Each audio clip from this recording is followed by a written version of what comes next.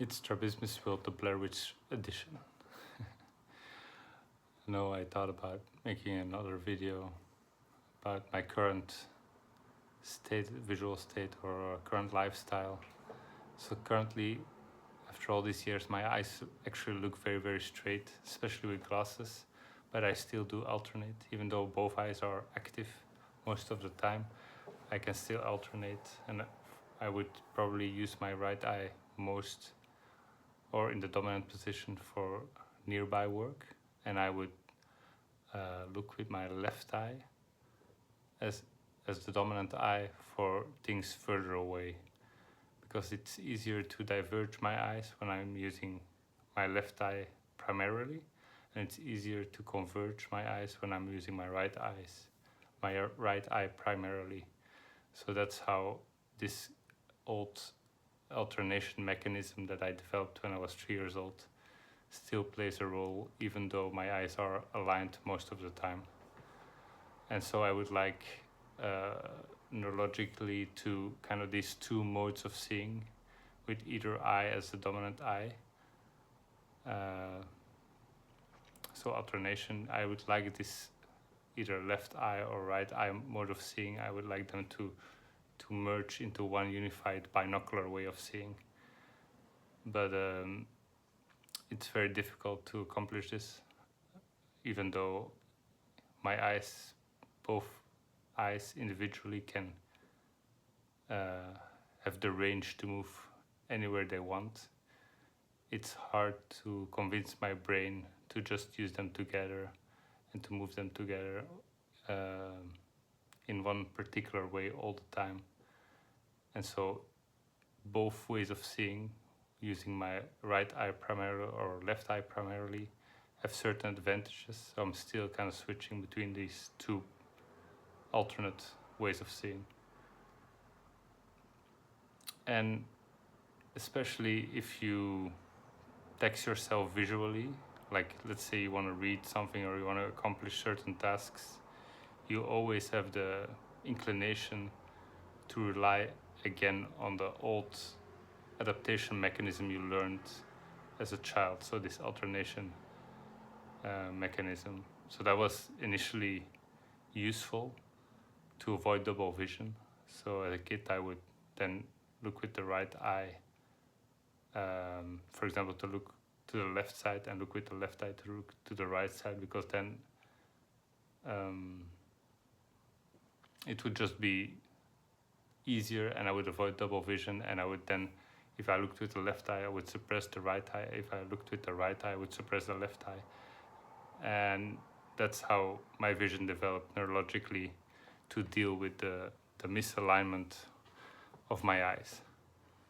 So the point is to accomplish certain tasks, or when you're text visually, with things that you learned doing this way. So I learned to read with alternation, using my right eye as a dominant eye. But back then I used to suppress solidly as a kid. Then later I had permanent double vision. And now still there is, even though my eye alignment changed, the position of my eyes changed, I developed less robust suppression, so I have more of a constant visual input from both eyes. Still, when put under a certain amount of pressure, my brain goes back to this primary or like essential way that I learned how to see as a 3-year-old during my childhood.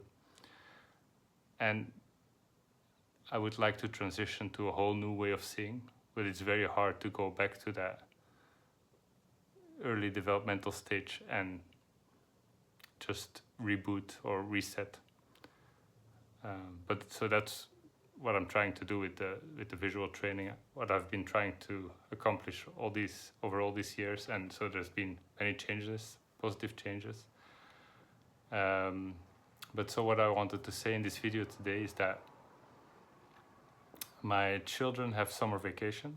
So Marie, my oldest one, has she goes to preschool, and they have a 2 months vacation. And my youngest 1-year-old, they have a 1 month break from daycare. And so during these 2 months, basically, I put all my work on hold, or no, yeah, mostly all my work on hold, and I'm either with one of them, one of my kids, or even both of them.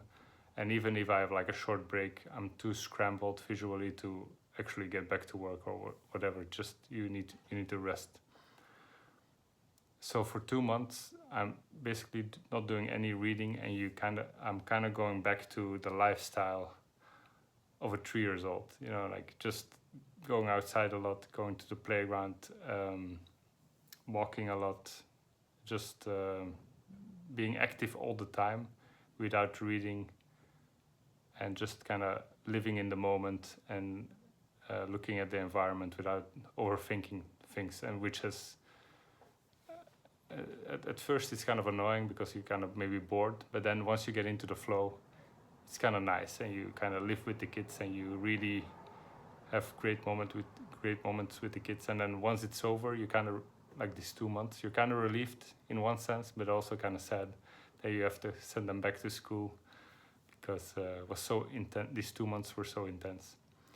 But also visually, I feel this helps me to kind of reset my visual system. And so I'm not reading, I'm just looking at my environment. I'm not doing any, like you're tired and sometimes exhausted, but you're not really visually stressed. You're not doing anything super visually taxing or that requires very fine motor control of your eyes. Because actually physically I'm quite fit. It's primarily the visual dysfunction that makes me tired, and trying to control my eyes without being able to, that makes me tired or nauseous or dizzy. So that's the thing that holds me back. And during these 2 months, I don't really experience most of this. There are moments that I do when you really have to go over your limit or go on a day trip that you cannot really rest, and you're actually visually taxed once again, but that's more rare. You're in the routine, and you're doing things, but not super visually taxing activities. So you're going back to the let's say the developmental stage of a 3-year-old or of a 3-year-old. That's when I developed my my visual alternation mechanism to deal with my strabismus and to avoid double vision as a child. And I actually feel that my vision gets more smooth and relaxed, and it's nice, and I don't feel so strained and so stressed. And so the thought occurs to me that if I would live like this, like the lifestyle of a 3-year-old, would I naturally just relearn how to see and gravitate towards binocularity the way that, like, because of the way that I learned to align my eyes, and that now I have the visual input of both eyes that I can perceive. And I'm not reading a lot, so then I don't have this inclination to go back to the adaptation that I learned before. So can I just kind of forget my previous adaptation and override or relearn a new way of seeing, which is easier if you're not constantly trying to use your old way of seeing, your old adaptations. You're not really relying on them anymore because you're living a lifestyle that you don't really need to use them all the time. So after this long summer vacation where I feel my vision gets smooth and I feel visually very relaxed and kind of things, even though they don't fundamentally change, you're just feeling visually fitter because you haven't strained your vision, and your eyes are not so, you don't have the tired eyes and the eye strain all the time. because you're trying to accomplish something on the computer or trying to translate a book or publish a book or whatever the case may be. So then always a thought occurs to me, I'm going to try to prolong this lifestyle after the 2 months, maybe a little bit longer, and take it easy. But it's not easy to live this lifestyle without the kids being there.